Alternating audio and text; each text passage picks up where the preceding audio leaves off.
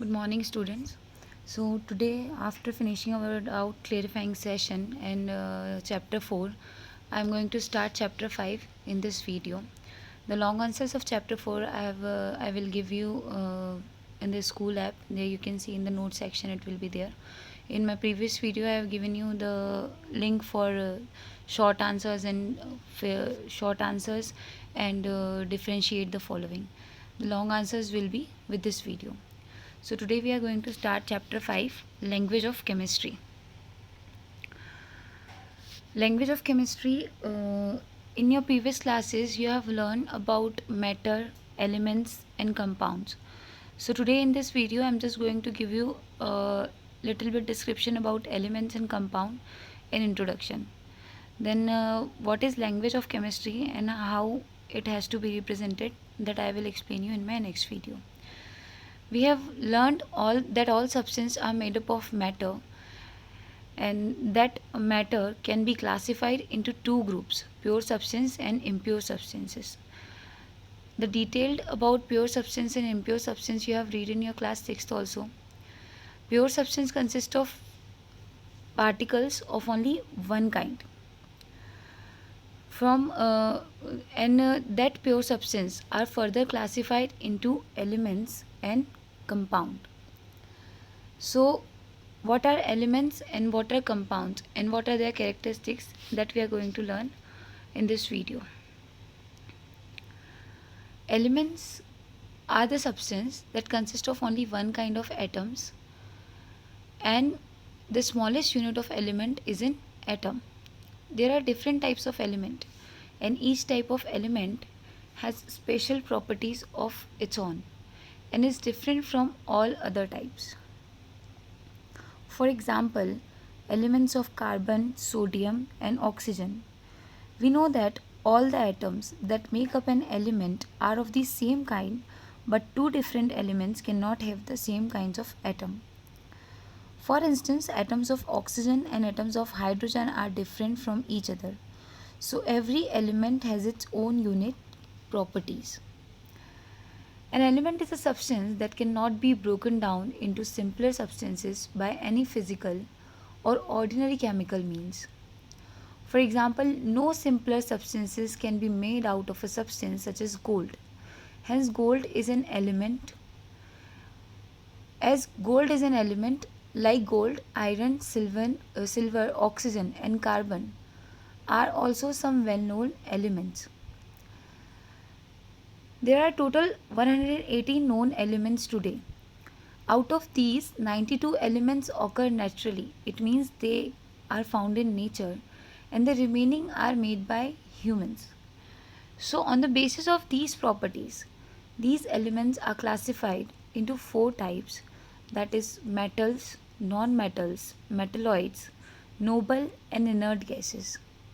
Now, what are these metals, non metal, metalloid, noble, and inert gases? Metals are those elements which are hard, solid, and are shiny and lustrous. For example, gold, silver, iron, aluminium, and copper are metals. So, as I told you that these are classified on the basis of their properties. So, some properties of metals are usually hard, solid. They have a characteristic that they are shiny and lustrous, and metals are very good conductors of heat and electricity, and they have a very high melting and boiling point. The non-metals are the substances such as carbon, hydrogen, oxygen and nitrogen. They all are non-metals. They are either soft in nature or they can be in solid as well as in gaseous form. Then they do not possess shine and luster. Simply we can say that non-metals are just opposite of metals. Non-metals are bad conductor of heat and electricity, and they have low melting and boiling point. Then the third category of element is metalloid. Now some elements have intermediate properties between those of metals and non-metals, and then they are called as metalloids, or we can say it semi-metals also. Examples are silicon, germanium, arsenic and antimony. They all are metalloids. Then last category is noble or inert gases. These are the gases which do not react chemically with any other element except themselves. So I have not given you any slide for this description of metal, non-metal, metalloids and noble and inert gases, because already you have learned this in your class 6 and in your class 7th. So this is just for a little revision. There is no need for any slide or a detailed description about these four kinds of elements. You just have to remember that there are four kinds of the elements are classified into four types, that is metals, non-metal, metalloids and noble and inert gases. Now, as elements have their own properties, so there are certain characteristics of elements on the basis of their studies. These characteristics are: elements are pure substance that consist of only one kind of atoms. For example, if we talk about element gold, so all the elements of gold will be identical. All the atoms of gold will be identical, and they will have only one kind of atom in it. Second characteristic is each element has its own unique property. If we talk about different types of elements, like the metal gold has its property that it is soft, it has shiny texture, it is lustrous, and it is a very good conductor of heat and electricity. And if we talk about any element which is a non-metal, then that will be soft and it has low melting and boiling point. So both the metals or non-metal will have its unique property and will possess that property. Third characteristic, the atoms of an element exhibit the same properties as the element. Each atom of an element will exhibit the same property. As iron is a hard metal and it is very hard in nature, so all the atoms of the iron will possess same properties. Each and every atom will be hard and it has high melting and boiling point.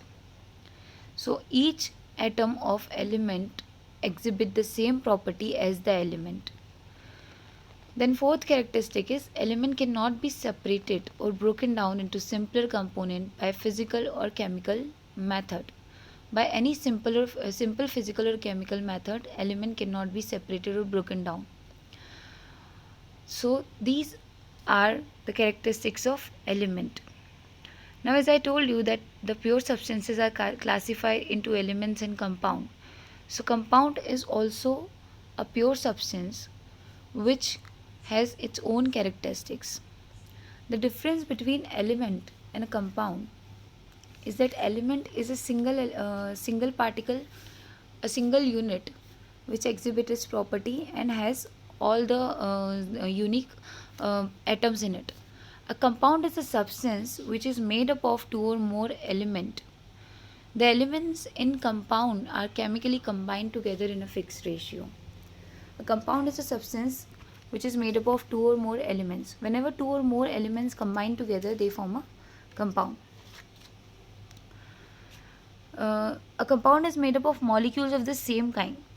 For example, water. Water is a compound. Water contains only one kind of molecule, that is water molecule. Other examples of compounds are carbon dioxide, salt and sugar. Now when we talk about water, water is made up of hydrogen and oxygen. So here hydrogen and oxygen are two kinds of elements and they are non-metals. When these two non-metal elements combine together, they form a compound. And there is always a fixed whole number ratio for the combination of elements in which they combine together and form a compound. So water is a compound and it is the simplest example of compound. And when these two atoms of different elements combine together, they form a molecule. As we all know that whenever two or more atoms combine together, they form a molecule. So when two or more atoms of different elements combine together, they form a molecule. So what is a compound? A compound is a substance made up of two or more elements which are combined together chemically. So as elements are having some different characteristics of their own, Same as the elements, compounds are also having some characteristics. Compounds are made up of two or more elements. As I told you that water is the simplest compound and simplest example. The compound water is made up of the element hydrogen and oxygen. For some other examples are sodium hydroxide. It is also made up of elements sodium and oxygen and hydrogen. The next characteristic is compound is always made up of the same element combined together in a fixed ratio. Uh, if we talk about water, two elements hydrogen and oxygen chemically combine together in a fixed ratio of two atoms of hydrogen to one atom of oxygen. Always whenever there is a formation of a molecule of water, two elements of hydrogen will combine to one atom of oxygen and they will form one molecule of water. The properties of compounds are different from the properties of their constituent elements. As I told you that there here oxygen and hydrogen, they combine together and they form water. But you can see that oxygen and hydrogen both are non-metals and both are in gaseous form. But when they combine with each other, they form water, which has totally different properties of their own. Oxygen and hydrogen are gaseous in nature, but when they combine, their atoms chemically combine together, they form molecule of water, which is liquid. So here there is no relation of the properties of compound. There will be no relation in between the components of water from where they have formed. The compound, when it forms, it has totally different properties from that of its constituent elements. Compounds exhibit their own physical and chemical properties. Then it is not possible to separate the constituents of a compound by simple physical means. There is always a chemical method to separate the components of any compound. They cannot be separated by simple physical method. And energy is usually given off or absorbed when a compound is formed. And the properties of the compound are totally different from that of its constituent elements. So this is all about the characteristics of compound and element and water compounds and elements. So this is just a introductory video for compound and elements, the about the symbol, about the language of chemistry, how this compound and elements are related with each other, and why it is necessary to learn about compound and element for understanding the language of chemistry. This I will give you in next video, and I'll explain you about the formation of chemical equations, symbols, and how they can be represented. So this is all about today's video. Use it for your studies.